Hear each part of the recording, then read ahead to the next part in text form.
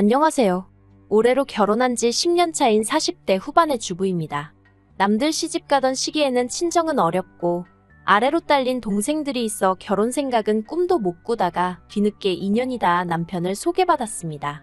그리고 남들보다 늦은 시작이었던 만큼 더 즐겁고 행복하게 살고 싶은 마음뿐이었는데 어쩌다 보니 이렇게 저도 남에게 하소연을 하는 처지가 되었네요. 남편과는 첫 만남부터 대화가 잘 통했어요. 호탕하고 유쾌한 남편의 성격 덕분에 시간이 어떻게 가는 줄도 모르고 이야기를 나눴죠. 그래서 이후로 1년 정도 만나다가 결혼 이야기까지 나누게 되었고요. 그리고 이제 와서 말이지만 당시 저도 나이가 있다 보니 어디 가서 연애한다 소리도 못하고 나름대로 쉬쉬하며 남편을 만났거든요. 40대 여자가 연애하다 헤어지면 남들이 어떻게 볼까 신경이 쓰였으니까요. 그래서인가 남편이 결혼하자고 했을 때는 솔직히 좀 안심이 되기도 했고 평생 결혼 같은 건 못할 줄 알았는데 나도 결혼을 하는구나 싶어서 감개무량하대요. 하지만 이내 남편이 가진 재산이라곤 1억 남짓이 전부라는 사실을 알고는 적잖이 충격을 받았습니다. 1억이란 돈이 결코 적은 금액은 아니지만 사실 저나 남편이나 사회생활을 해온 시간이 있으니 저도 모르게 당연히 그 이상을 기대했던 모양이 돼요. 그리고 결혼 생활이 사랑만으로 되는 게 아니라는 걸 알면서도 남편을 포기할 수가 없어서 결국 단도직입적으로 왜 이렇게 돈을 못 모았냐 물었어요. 그랬더니 남편이 말하길 남편이 대학 졸업을 한 학기 남겨둔 시점에 아버님께서 지병으로 돌아가셨답니다. 그리고 이후로는 남편이 가장 노릇을 하게 되어서 돈을 모을 겨를이 없었다대요. 여자를 만날 틈도 없었고요. 그리고 그런 속사정을 알고 나니 솔직히 남편에게서 제가 보였어요. 저야 물론 가장 노릇까지 한 것은 아니었지만 저 또한 친정 형편이 어려워 가고 싶은 대학도 포기하고 바로 중소기업에서 격리로 일하며 돈을 벌어야 했으니까요. 그리고 그 돈을 모아서 제 아래로 있는 두 동생의 대학 등록금을 댔습니다. 그리고 저는 31란 늦은 나이에 비로소 대학에 진학할 수 있었죠. 그나마 저는 친정아버지 사업이 뒤늦게 빛을 봐서 이후로는 비교적 여유 있는 생활을 하게 되었지만요. 아무튼 남편의 이야기를 들으니 공감도 가고 한편으론 이 사람 참으로 고단한 인생을 살아왔구나 싶은 게 어리석게도 제가 힘이 돼주고 싶다는 생각이 들대요. 처음 어머님께 인사를 드리러 갔던 날 어머님께선 제 면전에다 대고 집안 형편이 어려워 한 푼도 못 도와주신다는 말씀을 하셨습니다. 저도 뭐 어느 정도 예상을 하고 있었기에 네하고 말았고요. 그런데 어머님이 뒤이어 예물도 못 해주신다는 겁니다. 제가 얼마나 대단한 보석을 바랬던 건 아니지만 너무 딱 잘라 말씀하시는 어머님의 모습에 솔직히 서운했던 게 사실이에요. 하지만 그걸 따지고 들 수도 없으니 그저 또 네하고 말았지요. 아무튼 좋은 소리는 하나도 못 듣고 왔던 기억만 나네요. 신혼살림은 제가 살던 아파트에서 시작했는데 침대를 제외한 나머지 가정가구는 크게 바꾸질 않았어요. 연식이 3, 4년밖에 안 된 것들이라서 굳이 바꿔야 할 이유를 모르겠더라고요. 그러자 남편이 그럼 자기가 가진 1억으로 저에게 차를 사주고 싶다대요? 처음에 저는 당연히 거절을 했습니다. 직장에서 집까지 버스로 40분 정도면 출퇴근이 가능한 상황이었고 남편이 타는 차도 있었으니까 차가 필요하면 그 차를 빌려 타면 되지 싶었거든요. 그런데 남편이 제 덕분에 그래도 이렇게 번듯한 아파트에서 신혼생활을 하게 되었는데 자기가 뭐라도 해주고 싶어서 그러는 거라며 뭐든지 말해보라는 거예요. 그래서 고민 끝에 일단 현찰로 1억을 달라고 했습니다. 당시 제 계산으로는 나중에라도 차를 사던가 그게 아니면 괜찮은 데다 투자를 해볼까 뭐 그랬어요. 그런데 이 일로 어머님과 제가 크게 부딪히게 되었습니다. 어머님께서 다른 집 자식들은 시집장가 갈 때 부모한테 키워준 거 감사하다고 목돈을 딱 주고 간다는데 어떻게 너네는 입을 싹 닦을 수 있냐며 크게 화를 내셨거든요. 솔직히 황당하기 짝이 없었습니다. 일단 저나 남편이 받은 건 정말 쥐뿔도 없었지만 특히 저는 가락지 하나도 어머님으로부터 받지 못했지만 그래도 예단이다 생각하고 그 당시에 현찰로 1,000만 원을 어머님께 드렸거든요.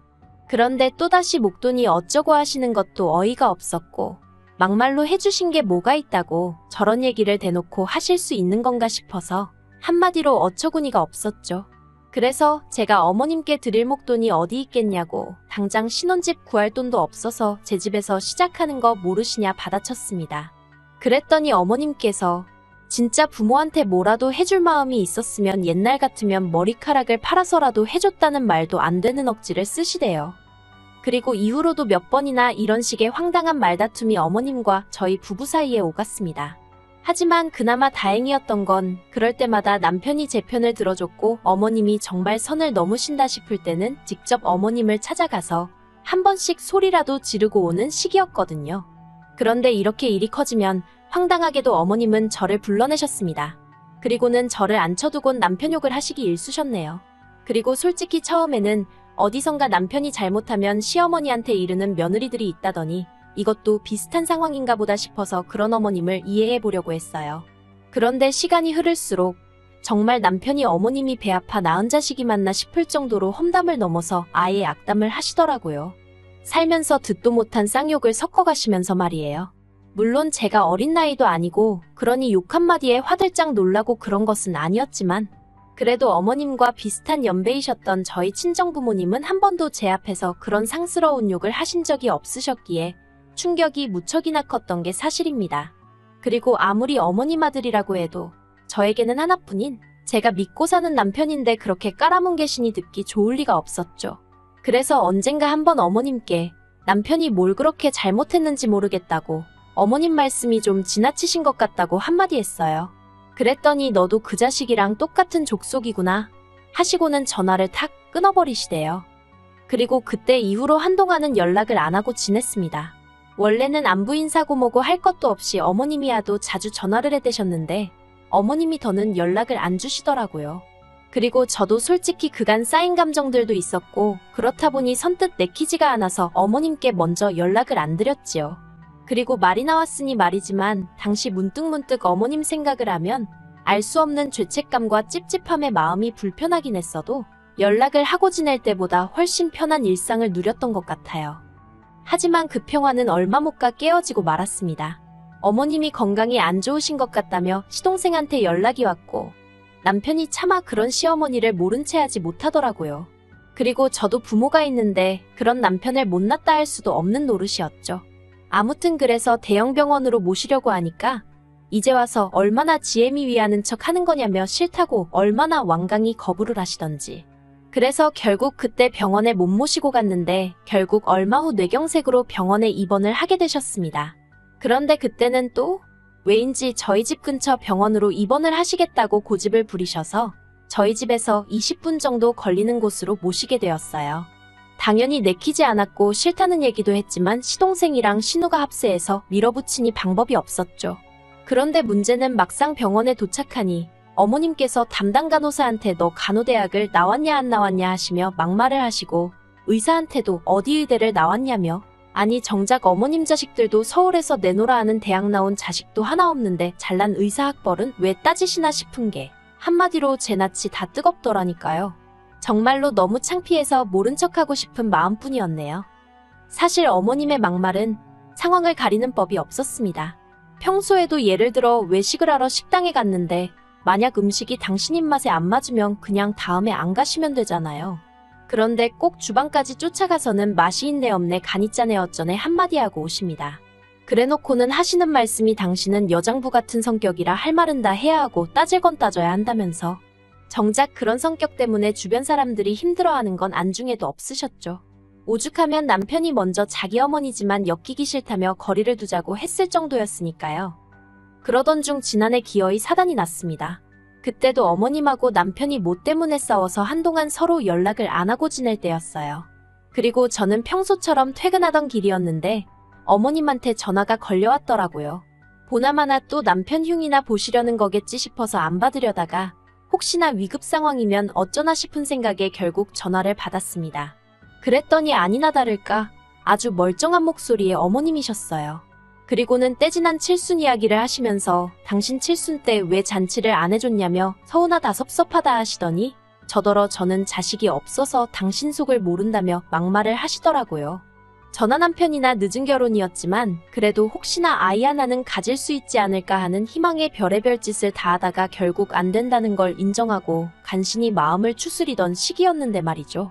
그리고 어머님 칠순잔치를 안 해드린 건 저희 친정아버지께서 암투병 끝에 세상을 떠나셨는데 그때가 어머님 칠순 2주 전이었습니다. 그러니 상황이 상황인지라 대단하게는 못하고 그냥 식구들 불러서 밥 한 끼 먹고 현찰로 목돈을 드렸거든요. 그런데 이제 와서 남들 다 하는 잔치를 당신만 못했다고 저한테 화풀이를 하시니 참을 수가 없었네요. 그래서 어머님께 정말 너무하신 거 아니냐고, 그때 돈은 그럼 왜 받으셨냐고 다시 돌려달라고 했어요. 그 돈으로 어머님 말씀대로 잔치해드리겠다고요. 그랬더니 어머님이 그까짓 돈으로 무슨 잔치를 얼마나 크게 하냐면서 됐다고 신경질을 부리시더니 전화를 먼저 끊어버리셨습니다. 전화를 끊긴 후에도 한참 동안 뭐랄까 마음이 진정되질 않았습니다.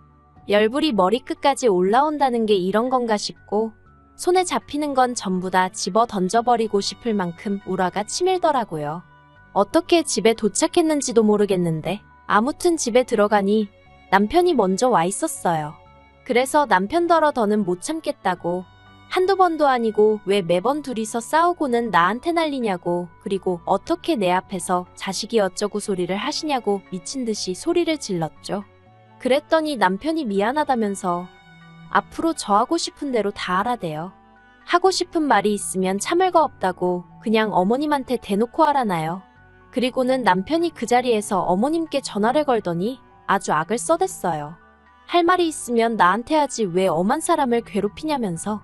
그러니까 또 어머님이 한 발 물러나시대요.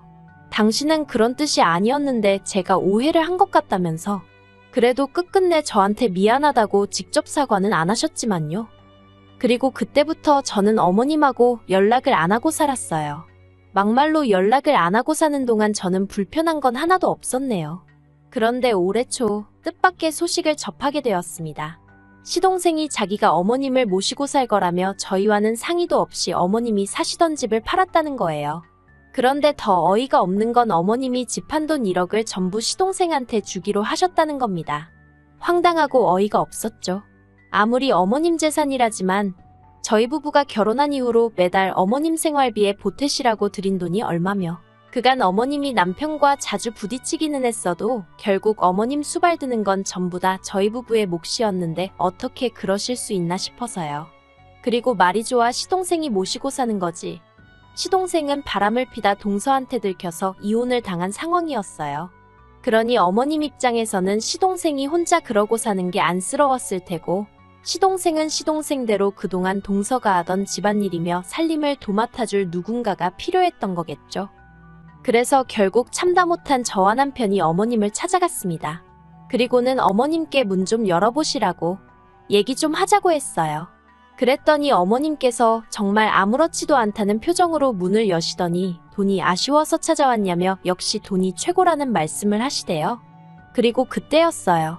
남편이 갑자기 어린애처럼 엉엉 울면서 자기가 내내 아버지 빈자리 메꾸다 뒤늦게 장가갈 때 어머니는 나한테 뭘 해주셨냐고 따졌거든요. 아마 자기도 남잔데 어쨌든 장가올 때 집도 제가 해왔지. 이후로 재산 형성에 있어서도 친정으로부터 도움을 많이 받았다 보니 저에게 티는 내지 않았어도 나름대로 속에 쌓인 게 있었던 모양이에요. 그리고 그런 게 결국 참다 터져나왔던 거죠. 그런데 정작 어머님께서는 어이가 없다는 표정으로 남편을 바라보시더니 첫째로 태어나면 원래 다 그렇게 사는 거라면서 별것도 아닌 걸로 운다고 한심하다시대요. 그리고 이후로 전 그래도 미운하고 오나 남편 어머니라는 생각에 마음이 영 찜찜했는데 남편은 신경 쓸 거 없다면서 아주 어머님의 이응자도 못 꺼내게 했어요. 그러다 며칠 전 어머님한테 연락이 왔습니다. 그 일이 있고 거의 반년 만이었죠. 어머님이 할이하기가 있다며 저만 오라고 해서 찾아갔더니 뭘 하시는 줄 아세요? 저더러 돈 좀 해달랍니다. 시동생이 새장가를 가겠다고 드는데 해줄 돈이 없대요. 어이도 없고 한편으론 그때 그 1억은 어디로 갔나 싶어서 어머님 집 한 돈 있잖아요 하니까 그건 벌써 주식인지 뭔지에 다 썼다고 그런다고. 황당해서 돈이 어딨냐고 했습니다. 그랬더니 어머님이 어차피 너네는 자식도 없는데 죽을 때 그 돈 다 싸지머지고 갈 거냐면서 저희가 결혼 생활하는 동안 부동산으로 재산이 조금 늘었는데 그걸 염두에 두고 하시는 말씀이셨죠. 너무 짜증도 나고 아무리 저보다 어른이라지만 뻔뻔한 태도에 정말 진저리가 나더라고요. 그래서 무슨 얘기를 하시는 건지 모르겠다고 제가 해줄 수 있는 건 아무것도 없다고 딱 선을 그었어요. 그리고 집으로 돌아와 남편에게 어머님을 만났던 일과 나눈 이야기를 전하니 남편이 어머님한테 전화를 해서는 싸질러 놓기만 한다고 부모냐면서 자기는 오늘부로 어머니 없다 생각하고 살 테니까 그런 줄 아시라고 아주 고래고래 소리를 지르대요. 그리고는 저더러 2번 다시 시댁에 눈길도 주지 말랍니다. 그랬다간 저하고도 안 보고 살 거라나요. 그러니 뭐 제가 무슨 방법이 있겠어요? 부모 자식 간의 일이니 언젠간 풀어질 수도 있고 그냥 시간에 맡겨볼 생각입니다. 딱히 나서고 싶지는 않네요.